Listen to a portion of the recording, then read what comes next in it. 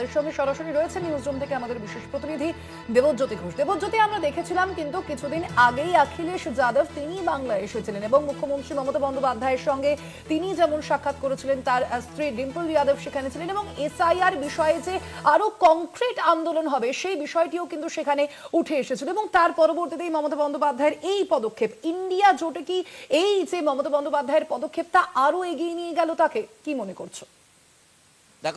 দেখো তোমার প্রশ্নের উত্তরে একটু পরে আসছি। রাজ্যের মুখ্যমন্ত্রী মমতা বন্দ্যোপাধ্যায় তিনি আইনজীবী হিসেবে 1994 সালের 10ই ফেব্রুয়ারি তিনি বালুরঘাটে যে আদালত রয়েছে সেখানে তিনি কিন্তু সওয়াল করেছিলেন এবং সেই সময় তার সহযোগী হিসেবে ছিলেন একজন আইনজীবী শঙ্কর চক্রবর্তী, যিনি তৃণমূল কংগ্রেসের রাজত্বে প্রথম বিদ্যুৎ মন্ত্রী হয়েছিলেন। অর্থাৎ ভিখারি পাসওয়ানের কেসেও যেমন তিনি চুঁচুড়া আদালতে হাজির হয়েছিলেন, তেমনি বালুরঘাট আদালতেও কিন্তু মমতা বন্দ্যোপাধ্যায় হাজির হয়েছিলেন।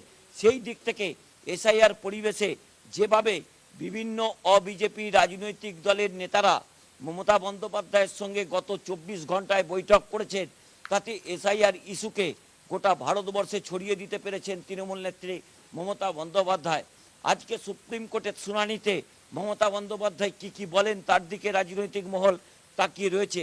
যে মাইক্রো অবজারভাররা যারা কিন্তু এই এসআইআর তালিকাকে প্রভাবিত করার চেষ্টা করছে বলে তাদের তৃণমূল কংগ্রেসের অভিযোগ, সেই জায়গাতে তাদের যাতে ব্যবহার না করা হয়, তাদের যাতে প্রত্যাহার করা হয়, সেই দিকেও মমতা বন্দ্যোপাধ্যায় যেমন সওয়াল করবেন, তেমনি মমতা বন্দ্যোপাধ্যায় বেশ কিছু বৈধ ভোটার যাতে স্বাধীনতার আন্দোলনের আগে থেকে যাদের জমির দলিল পর্যন্ত রয়েছে সেই সব তথ্যও রাজ্যের মুখ্যমন্ত্রী মমতা বন্দ্যোপাধ্যায় আজকে 1 নম্বর আদালতে পেশ করবেন এবং প্রধান বিচারপতির যে বেঞ্চে তার মামলাটি রয়েছে সেই মামলাটির সিরিয়াল নম্বর হলো 37।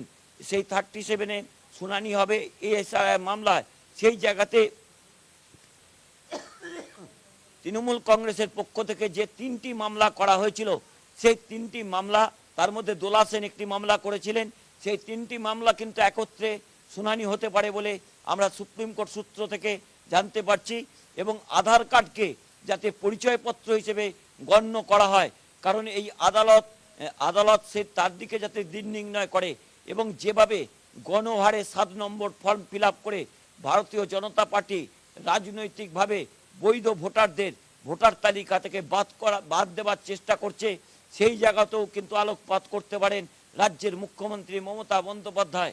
এবং সেই জায়গাতে জীবিত ব্যক্তিকে যেভাবে মৃত করা হয়েছে, মৃত ব্যক্তিকে যেভাবে জীবিত করা হয়েছে সেই তথ্যও কিন্তু আজকে আদালতে পেশ করবেন রাজ্যের মুখ্যমন্ত্রী। ইতিমধ্যেই তিনি 1 নম্বর কোর্টে পৌঁছে গেছেন এবং শুনানি যেটি হবে সেটা 37 নম্বর সিরিয়ালে রয়েছে। সেখানে 3টি মামলা একসঙ্গে শুনানি হওয়ার সম্ভাবনা রয়েছে।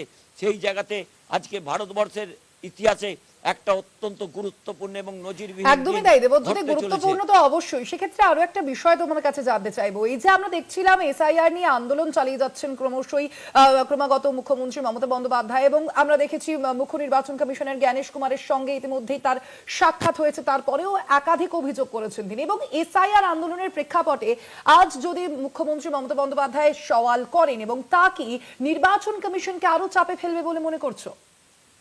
দেখো, জাতীয় নির্বাচন কমিশন সুপ্রিম কোর্টের নির্দেশকেও ঠিকমতোভাবে পালন করেনি, একথা তৃণমূল কংগ্রেস নেত্রী মমতা বন্দ্যোপাধ্যায় একাধিকবার বলেছেন। সেই জায়গাতে আজকে জাতীয় নির্বাচন কমিশন জ্ঞানেশ কুমারের ওপর কিন্তু অত্যন্ত রাজনৈতিকভাবে চাপ পড়তে পারে, কারণ রাজ্যের মুখ্যমন্ত্রী মমতা বন্দ্যোপাধ্যায় সুপ্রিম কোর্টে যাচ্ছেন, কোন অবস্থায় আদালতে যাচ্ছেন, যখন জাতীয় নির্বাচন কমিশন কার্যত চুপ করে রয়েছেন। 6টি প্রশ্নের উত্তর রাজ্যের মুখ্যমন্ত্রী মমতা বন্দ্যোপাধ্যায় 6টি চিঠিতে জানিয়েছেন, কিন্তু একটি প্রশ্নের উত্তরও কিন্তু এখনো তৃণমূল কংগ্রেস নেত্রী মমতা বন্দ্যোপাধ্যায় পাননি বলে তিনি জানিয়েছেন। যদিও জাতীয় নির্বাচন কমিশন সূত্রে জানানো হয়েছে যে সমস্ত উত্তর নাকি তারা দিয়েছেন, কিন্তু সেই উত্তর কি দিয়েছেন তা কিন্তু সাধারণ মানুষের কাছে অজানা। সেই জায়গাতে মমতা বন্দ্যোপাধ্যায় আজকে আদালতে সওয়াল করবেন, যা কার্যত জাতীয় নির্বাচন কমিশনারের কাছেও একটা রাজনৈতিকভাবে চাপ পড়ার সম্ভাবনা রয়েছে। কারণ তৃণমূল কংগ্রেস নেত্রী মমতা বন্দ্যোপাধ্যায় বলেছেন অন্য রাজ্যে যেটা সম্ভব হয়েছে, যেভাবে জাতীয় নির্বাচন কমিশন নির্বাচনকে প্রহসনে পরিণত করেছে, পশ্চিমবঙ্গে কিন্তু তারা করতে পারবেন না। কারণ ইতিমধ্যেই অভিষেক বন্দ্যোপাধ্যায় বুঝিয়ে দিয়েছেন যে তৃণমূল কংগ্রেস কোন রাজনৈতিক ধাতুতে তৈরি বলে তিনি যে তীব্র কটাক্ষ ভারতীয় জনতা পার্টিকে করেছেন, সেই জায়গাতে মমতা বন্দ্যোপাধ্যায়ের আজকে আদালতে দাঁড়িয়ে স্বয়ং যে সওয়াল করবেন তার দিকেও কিন্তু রাজনৈতিক মহল তাকিয়ে রয়েছে। অর্থাৎ বিরোধী রাজনৈতিক দলগুলি যারা বেশ কয়েকদিন শীত ঘুমে চলে গেছিলেন মমতা বন্দ্যোপাধ্যায়ের এই আচরণে, হয়তো তারা বেশ কিছুটা জেগে উঠবেন।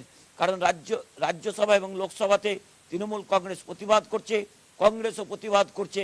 সেই জায়গাতে আজকে মমতা বন্দ্যোপাধ্যায় রাজনৈতিকভাবে যে অক্সিজেন বিরোধী রাজনৈতিক দলগুলোকে দিলেন, যেগুলো ইন্ডিয়া জোটের শরিক, তাদের কাছেও কিন্তু অত্যন্ত গুরুত্বপূর্ণ। স্বর্ণালী, সেক্ষেত্রে বিজেপি বিরোধী শক্তিগুলির মধ্যে কি মুখ্যমন্ত্রী মমতা বন্দ্যোপাধ্যায়ের এই পদক্ষেপ তাকে তৃণমূল কংগ্রেসকে আরো এক ধাপ এগিয়ে দিল? দেবজ্যোতি, কি মনে করছো? দেখো, রাজনৈতিকভাবে তৃণমূল কংগ্রেস যথেষ্ট শক্তি আদায় করে নিয়েছে। কারণ তৃণমূল নেত্রী মমতা বন্দ্যোপাধ্যায়, অভিষেক বন্দ্যোপাধ্যায় যেভাবে লড়াই করছেন, একেবারে দাঁতের দাঁত চেপে লড়াই করছেন, যেখানে অন্য রাজনৈতিক দলগুলি সে রাজ্যে যখন এসআইআর হয়েছে বা ইডি সিবিআই এর যে ভূমিকা, সেখানে কার্যত তারা আত্মসমর্পণ করেছিল। সেখানেই মমতা বন্দ্যোপাধ্যায় তৃণমূল কংগ্রেসের সঙ্গে তফাৎ, তারা কিন্তু আত্মসমর্পণ করেননি, একেবারে প্রতিঘাতের জায়গায় গেছেন। সেই জায়গাতে মমতা বন্দ্যোপাধ্যায়ের আজকে যে লড়াই, তা কিন্তু ইন্ডিয়া জোটকে যথেষ্ট শক্তিশালী করবে, মানসিকভাবে যথেষ্ট অক্সিজেন দেবে। সেই জায়গাতে মমতা বন্দ্যোপাধ্যায় কোন কোন বিষয়গুলি আদালতের শুনানিতে তিনি বলেন তার দিকেই তাকিয়ে রয়েছে। এবং রাজনৈতিক মহল অন্যদিকে 1 নম্বর কোর্ট যেখানে রয়েছে, সেখানে কিন্তু মমতা বন্দ্যোপাধ্যায় ইতিমধ্যেই পৌঁছে গেছেন। এবং 37 নম্বর সিরিয়ালে তৃণমূল কংগ্রেস নেত্রী মমতা বন্দ্যোপাধ্যায়ের যে অভিযোগ, সেই অভিযোগের শুনানি হবে। সেখানে তৃণমূল কংগ্রেসের যে 3টি অভিযোগ ছিল, একটি মহুয়া মৈত্র, একটি দোলা সেনের যে অভিযোগ ছিল, সেগুলো কিন্তু একসাথে শুনানি হবার সম্ভাবনা রয়েছে। সেই জায়গাতে আজকে মমতা বন্দ্যোপাধ্যায়ের যে ভূমিকা, তা কিন্তু অত্যন্ত গুরুত্বপূর্ণ হতে চলেছে। একেবারে অবশ্যই দেবজ্যোতি, আমাদের সেদিকে নজর থাকবে। আজ সেই শুনানির দিকে অবশ্যই কোন কোন গুরুত্বপূর্ণ তথ্য, কোন কোন গুরুত্বপূর্ণ বিষয় আজ মুখ্যমন্ত্রী তুলে আনেন, সেদিকেও নজর থাকবে। আপাতত ধন্যবাদ তোমায়। আমরা কথা বলছিলাম, আমাদের সঙ্গে সরাসরি ছিলেন বিশেষ প্রতিনিধি দেবজ্যোতি ঘোষ। আজ ইতিমধ্যে সুপ্রিম কোর্টে পৌঁছে গিয়েছেন মুখ্যমন্ত্রী মমতা বন্দ্যোপাধ্যায়, সেই ছবি আপনাদের সামনে ইতিমধ্যেই তুলে ধরেছে। এবং মুখ্যমন্ত্রী মমতা বন্দ্যোপাধ্যায়ের সঙ্গে কিন্তু অন্যান্য আইনজীবীরাও আজ ইতিমধ্যেই পৌঁছে গিয়েছেন সেখানে। এবং তার পক্ষ থেকে যে আবেদন করা হয়েছে, সেই আবেদনেও কিন্তু একাধিক উল্লেখযোগ্য বিষয় উঠে এসেছে। 2025 সালের যে ভোটার তালিকা অনুযায়ী যেন 2026 সালের নির্বাচন হোক, সেই আবেদন জানিয়েছেন মুখ্যমন্ত্রী। একই সঙ্গে লজিক্যাল ডিসক্রিপেন্সি এবং আনম্যাপড যে ভোটারদের তালিকা যেন প্রকাশ করার নির্দেশ দিক শীর্ষ আদালত, সেই বিষয়েও কিন্তু আজ আবেদন জানিয়েছেন মুখ্যমন্ত্রী মমতা বন্দ্যোপাধ্যায়। এবং কোনোভাবেই যেন যাদের নামেই লজিক্যাল ডিসক্রিপেন্সির তালিকায় রয়েছে, অর্থাৎ তথ্যের যে অসঙ্গতির তালিকায় যাদের নাম রয়েছে,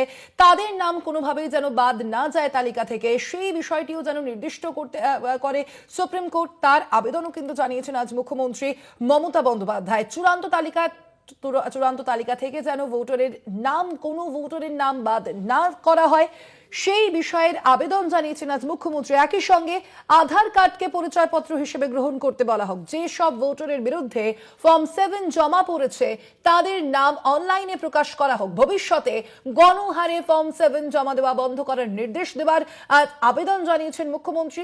যেসব ক্ষেত্রে অন্য রাজ্যের নথি যাচাইয়ে 5 দিনের বেশি সময় লাগছে, সেক্ষেত্রে স্থানীয় ইআরও বা ইআরওকে নিষ্পত্তির অনুমতি দিক কমিশন। পশ্চিমবঙ্গ থেকে সমস্ত মাইক্রো অবজারভার প্রত্যাহার করার নির্দেশ দিক আজ শীর্ষ আদালত সেই আবেদনও জানিয়েছেন আজ মুখ্যমন্ত্রী। পাশাপাশি মাইক্রো অবজারভাররা যেন কোনো আইনি ক্ষমতা ব্যবহার না করেন, যেমন শুনানিতে অংশগ্রহণ বা যাচাই প্রক্রিয়ায় হস্তক্ষেপ, সেই আবেদনও জানানো হয়েছে। শুনানির পরে যাচাইয়ে রাজ্যের উপযুক্ত কর্তৃপক্ষ দ্বারা জারি করা সমস্ত নথি গ্রহণ করতে কমিশনকে নির্দেশ দিক সুপ্রিম কোর্ট। যারা ফর্ম 7 জমা দিচ্ছেন, তাদেরকে শুনানির সময় সশরীরে উপস্থিত থাকতে নির্দেশ দেওয়া হোক বলেও আবেদন মুখ্যমন্ত্রীর।